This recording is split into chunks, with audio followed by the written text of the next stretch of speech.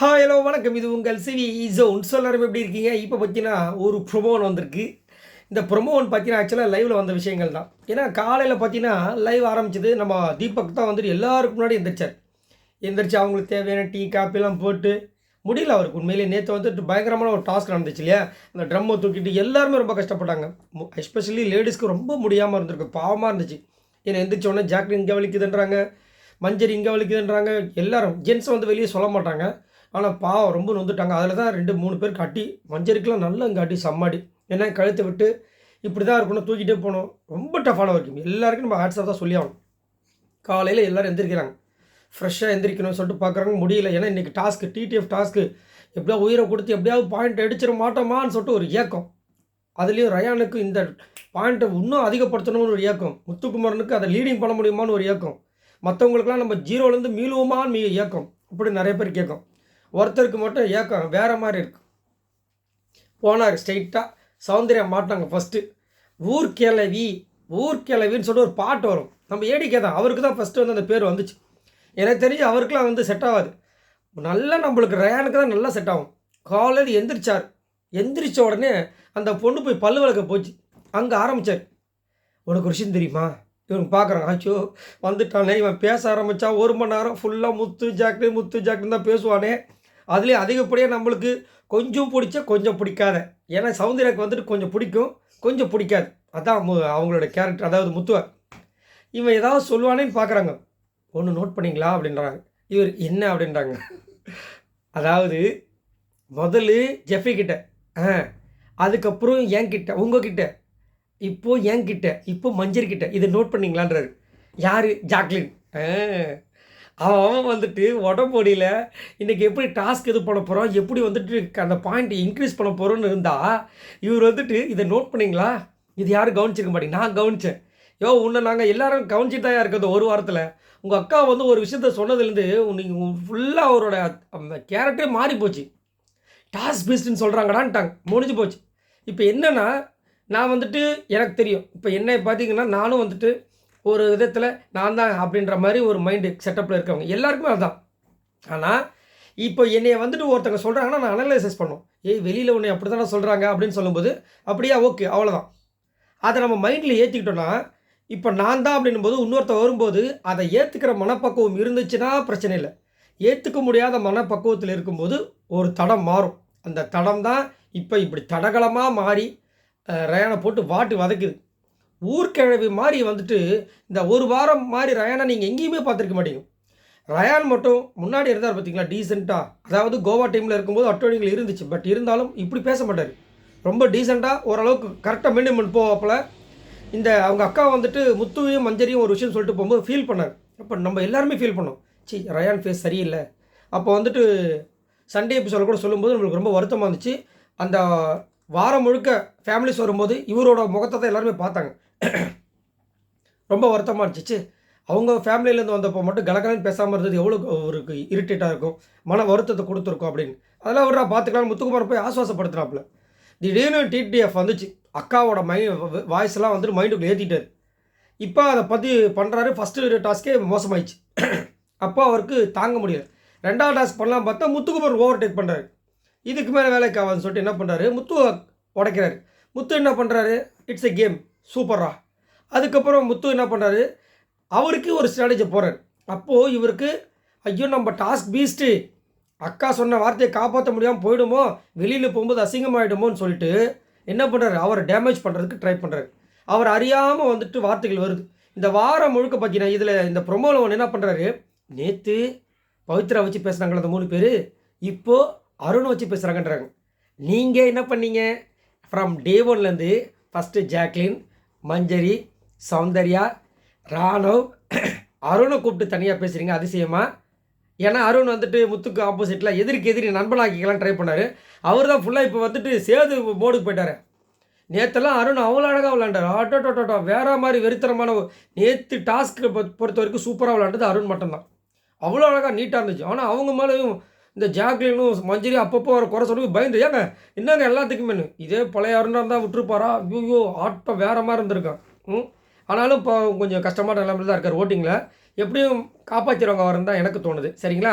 இதில் இவர் சொல்லிட்டு இவ்வளோ புறணியும் பேசிட்டு அவங்க மேலே பழிய போகிறார். அதுலேயே வந்துட்டு அவருக்கு என்ன ஒரு வருத்தம்னா, நேற்று வரைக்கும் எனக்கு சப்போர்ட் பண்ணிட்டு இருந்தாங்க ஜாக்லினும் மஞ்சரியும், இப்போ எதுக்கு அந்த பக்கம் போயிட்டு முத்துக்கு சப்போர்ட் பண்ணுறாங்க.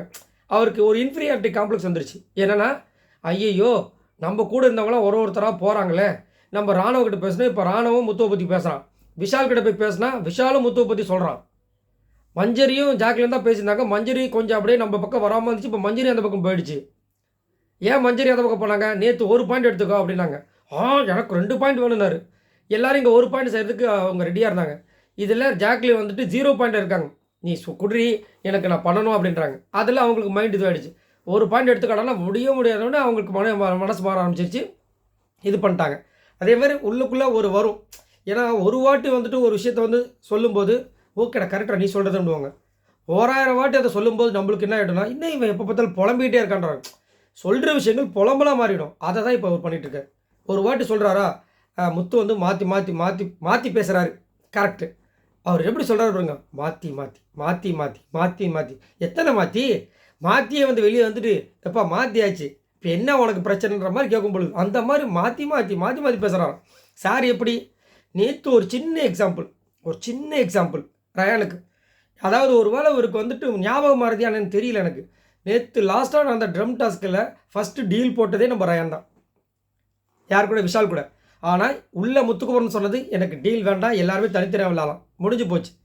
அதுக்கப்புறம் விஷால் கிட்ட அதை சொல்கிறாரா, விஷால் கிட்ட வந்து பயம் வந்துருச்சு இவருக்கு. அவங்க என்ன இன்ஃபர்மேஷன் வருது காதுக்குள்ளே, நாங்கள் தனியாக விளாட போகிறோம். ஐயோ அவன் தனியாக விளையாண்டானா வெளியில் மக்கள்கிட்ட ஸ்கோர் பண்ணிவிடுவானு சொல்லிட்டு என்ன பண்ணுறாரு, இந்த பக்கம் ஜாக்லினோட மண்டையை கழுவுறாரு. நம்ம பாரு தனியாக தான் விளாட்றோம், என்ன டீமே வரக்கூடாது, டீம்னா அப்புறம் பிரச்சனை. அவன் பாரு அந்த பக்கம் போட்டு இது பண்ணிட்டு இருக்கானு ஜாக்லினுக்கு சுருன்னு ஏறிக்கிச்சு. முத்து அப்படி பண்ணுறானா அப்படின்ட்டு. அதுக்கப்புறம் என்ன பண்ணுறாரு, இவர் வாலெட்டை போயிட்டு நான் போயிட்டு சொல்லிட்டு வந்துடுறேன். என்னடா சொல்ல போகிறேன், விஷால் கிட்ட அலையன்ஸ் போகலான்னு விஷால் கிட்ட சொல்லிட்டு வந்துடுறான். இப்போ தனியாக விளாட்னா நீ இவ்வளோ தூரம் பேசிட்டு முத்து பண்ணுறது தப்புன்னு சொல்லிட்டு இப்போ என்ன பண்ணிட்டு இருக்கீங்க அப்படின்னா, ஒரு நிமிஷம் வெயிட் பண்ணுங்கள் இந்த வந்துடுறேன் சொல்லிட்டு விஷால் எனக்கு வேலைக்கு ஆகாது செட் ஆகலை போயிட்டார். சரி ஓகே அப்படி வந்துட்டாங்க. இதில் வெளியில் முத்துக்குமரன் வராரு. இந்த அம்மா டென்ஷன் ஆகிட்டாங்க. நீ தனியாக போய் பேசினல, இப்போ நான் தனியாக பேசிக்கிறேன். முத்துக்கு டென்ஷன் என்னடா இது ஒன்றும் புரியலையே, ஏன் இந்த ஜாக்லின் திடீர்னு இப்படி பண்ணுறாங்கன்னு. அது புக்கார அங்கே போகிறாங்க, தனியாக விளாட்றாங்க. 3/4 மணி நேரத்துக்கு மேலே ஓடுது. பிக் பாஸே வந்துட்டு கொஞ்ச நேரம் உட்காருங்க எல்லாம் டயர்டாக இருப்பீங்கன்னு. அப்புறமா இவர் சொல்கிறார் அருண், நான் ஒரு அதாவது இப்போ நடக்கிற உண்மையான நிலவரம் என்ன சொல்லட்டுமா, தனியாக விளாண்டா இது நடக்கவே நடக்காது, டீம் அப் ஆகணும்னு ஆரம்பிக்கிறாரு. அதுக்கப்புறம் மஞ்சரி என்ன பண்ணுறாங்க, 3 பேராக பிரியலான்றாங்க. இதுக்கு ஏதாவது இது முத்துக்கு சம்மந்தம் இருக்கா? சம்மந்தம் கிடையாது. அதுக்கப்புறம் என்ன பண்ணுறாரு முத்து, அப்படியா 3 பேர், அப்புறம் ஒரு ஸ்ட்ராட்டஜி போடலாம்னு சொல்லிட்டு ஸ்ட்ரெயிட்டாக என்ன பண்ணுறாரு, அருண்கிட்டையும் விஷால்கிட்டையும் போகிறாரு. விஷால் என்ன பண்ணுறாரு, ஏய் நம்ம எப்படா செட் ஆகாத ஒரு நிமிஷம் பேசலான்னு சொல்லும்போது இந்த பக்கம் ரயான் என்ன பண்ணுறாரு, நல்லா நோட் பண்ணிக்கோங்க மக்களே, முத்துவை பிடிக்காது, முத்து மாற்றி மாற்றி பேசுகிறாரு, முத்து நல்லவர் இல்லை கெட்டவர், முத்து வந்துட்டு கேவலமான ஒரு ஆள், அப்படி தான் தெரியுதுல்ல, ஏன் அங்கே வந்து அயன்ஸ் கேட்குறீங்க, முத்து கேவலமானவர் கெட்டவர் மாற்றி மாற்றி பேசுகிறாரு, அக்லியான கேம் விளாட்றாரு, அன்ஃபேர் கேம் விளாட்றாருன்னு உங்களுக்கு தோணுச்சுன்னா ஏன் அங்கே வந்து கேட்குறீங்க. அங்கே வந்து கேட்குறாரு முத்து வந்து வெயிட் பண்ணுப்பா நான் இங்கே டீல் பேசியிருக்கேன்னு சொன்னோன்னு காண்டாயிடுச்சு. உடனே என்ன பண்ணுறாரு, ஸ்ட்ரெயிட்டாக அந்த பக்கம் போகிறாரு. அதுக்கப்புறம் டீமை போகிறாங்க. டீமை போகும்போது 3 பேராக பிரிஞ்சிடுறாங்க. 3 பிரிஞ்சவனே என்ன பண்ண, தீபக்கு பிடிக்கல. ஏன்னா அங்கே வந்து நிறைய அக்யூசேஷன் வைக்கும்போது தீபக் யோசிக்கிறாரு, ஐயோ வீட்டிலேருந்து வந்தவங்க ஃப்ரீ ஸ்டாஸ்கில் தன்னை ரொம்ப நல்லவான்னு சொல்லிட்டாங்க, இந்த நேரத்தில் இந்த மாதிரி ஏதாவது பிரச்சனை மாட்டிட்டா என்ன பண்ணுது, எனக்கு பிடிக்கலன்னு ஒதுங்குறாரு. பவித்ரா என்ன பண்ணாங்க, ஒதுங்குறாங்க. மஞ்சரி என்ன பண்ணுறாங்க, தனியாக நிற்பாங்க. வேறு வழியில் அங்கே முத்து ஜாக்லின் தான் ஃப்ரெண்டு போகிறனாங்க, அவ்வளோதான் முடிஞ்சு போச்சு. இப்போது இவங்க 4 பேர் சேர்ந்து ரயான் டீமை தாக்கும்போது என்ன ஆகுது, ஏன்னா ரயான் கிட்ட அதிக பாயிண்ட் இருக்குது, விஷால் கிட்ட பாயிண்டே கிடையாது. ஆப்வியஸாக அங்கே தான் போகும். ரயான் என்ன பண்ணுறாரு, தனியாக இண்டிவிஜுவல் கேம் பண்ணார், எனக்கு நீ ப்ரொடெக்ட் பண்ணு விஜய் விஷால்களை சொல்கிறாரு. அவரும் அதை தானே பண்ணிகிட்ருக்கீங்க, இவரையும் பண்ணிவிட்டு அவங்களும் 3 பேர் வச்சு விளாட்னாங்க. சௌந்தர்யா ஆனால் வெளியே தூக்கிட்டாங்க. சௌந்தர்யா பாவானா நல்லா ஒரு எஃபர்ட் கொடுத்தாங்க, கீழே வேறு விழுந்துட்டாங்க, பாவமாகிடுச்சு. அந்த மாதிரி பண்ணுறாங்க. ஆனால் வந்துட்டு பழியத்துக்கு, அதாவது இவங்களால் முடியல அப்படின்னும் போது இப்போ ஒரு பழி. இதில் இன்னொரு சூட்சம் ஒன்று இருக்குது. நேற்று ஜாக்லின் முத்து சூப்பராக சொன்னாங்க, நாங்கள் வந்து 6 பேர் சேர்ந்து அட்டாக் பண்ணுறோம், 6 பேர் சேர்ந்து அட்டாக் பண்ணுறோன்னு சொல்கிறீங்களே, 6 பேர் எங்கே அட்டாக் பண்ணாங்க, இவங்க இதில் 4 பேர் தான் இருக்காங்க. ஆப்போசிட்டில் இருந்த பவித்ரா நீங்கள் என்னம்மா பண்ணீங்கன்னு கேட்டாங்க. ஒரே வார்த்தை, நான் வந்துட்டு நான் தனியாக தான் விளாண்டேன். தனியாக விளாண்டிங்களே, நீங்கள் முத்துவை டார்கெட் பண்ணீங்க, ஜாக்லின் கிட்ட வந்தீங்க, அதிகப்படியாக முத்துவை தான் டார்கெட் பண்ணீங்க, ஏன் நீங்கள் வந்து ரயானை டார்கெட் பண்ணல, விஷாலை டார்கெட் பண்ணல, தீபக்கை டார்கெட் பண்ணல. கேட்டோன்னே மூஞ்சி மாறி போச்சு. அப்போ நீங்கள் மறைமுகமாக ரயானுக்கு சப்போர்ட் பண்ணுறீங்க, இப்போ நீங்கள் டீம் தானே.